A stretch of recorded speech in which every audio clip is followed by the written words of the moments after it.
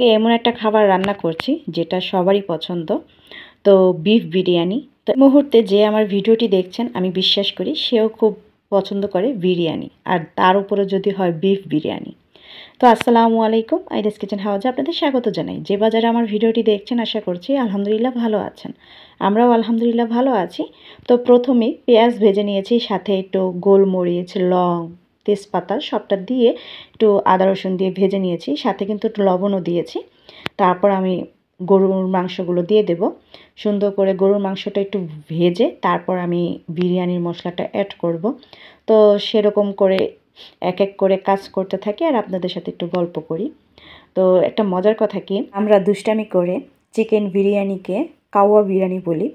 তো আমাদের ধারণা চিকেন বিরিয়ানি অতটা স্বাদ হয় না, বা চিকেন দিয়ে যে বিরিয়ানি তৈরি করি সেটা অতটা মজা হয় না। বিফ বিরিয়ানি যতটা মজা হয়, মানে বিরিয়ানিটা গরুর মাংস, খাসির মাংস দিয়েই মানায়। তো আমাদের ধারণা এটা। তো এরকম ধারণা কার কার আছে, এজন্য কী করি, চিকেনটাকে আমরা একটু ওরে একটু আমরা পচাই, কাউভা বিরিয়ানি বলে বা কাউভা বলে এরকম পচাই। তো কারা কারা এরকম করে থাকেন অবশ্যই জানাবেন। তো এটা কিন্তু আমরা দুষ্টামি করে বলি, বা এমনিতেও বলি। আমার হাজব্যান্ডও বলে যে আজকে কাউভা বিরিয়ানি তৈরি করো, কারণ সবসময় তার বিফ বিরিয়ানি খাওয়া হয় না, মুরগিটাই সচরাচর আনা হয়, মুরগি দিয়ে রান্না হয়ে যায়। তো যাই হোক, গল্প করে ফেললাম, অনেক সুন্দর গল্প করেছি, কেমন হয়েছে জানাবেন। তো কথা বলতে বলতে গরুর মাংসটা রান্না হয়ে গিয়েছে, সাথে আলু মিক্স করে ফেলেছি, পোলার চাল বসিয়ে দিয়েছি। পোলার চালটা এখন ভাজা দিয়ে একটু ভেজে তারপর আমি মিক্স করে ফেলবো। আর আজকে আমি চেয়েছিলাম যে লবণের পরিমাণটা সাথে একটু ঝরঝরা যাতে হয়। কয়েকদিন আগেও একটু বিরিয়ানি রান্না করেছিলাম, অতটা ঝরঝরা হয়নি কারণ পানিটা খুবই বেশি পড়ে গিয়েছিল। তো আজকে একটু নিজে ইচ্ছে করে পানি কম দিয়েছি। তো সুন্দর করে এখন পানি দিয়ে বসিয়ে দিলাম, যখন পানিটা শুকিয়ে যাবে তারপর আমি মাংসগুলো অ্যাড করব।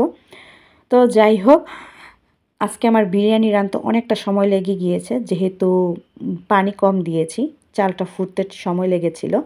আর এখান দিয়ে আমি আলুটাও ভেজে নিয়েছিলাম, খুব সুন্দর মিষ্টি মিষ্টি করে আলুটা ভেজে নিয়েছি, বেশি একটা পোড়া পোড়া হয়নি বা পোড়া করিও নি। তো আমার এদিক দিয়ে পোলার চালটা পানি শুকিয়ে গিয়েছে, এই মুহূর্তে আমি মাংসটা মিশিয়ে দেব।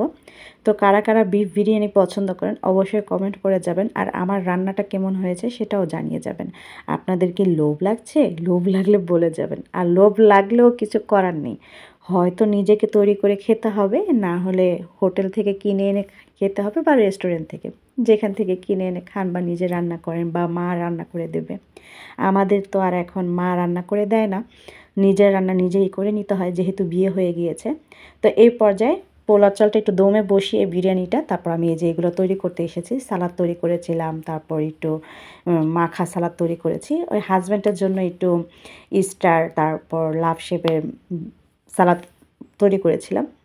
তো সে আর ওগুলো কোনো পাত্তা দেয়নি, বেটা মানুষ বলে কথা। তো এখানে আমার এই যে দেখেন বিরিয়ানিটা রান্না হয়ে গিয়েছে।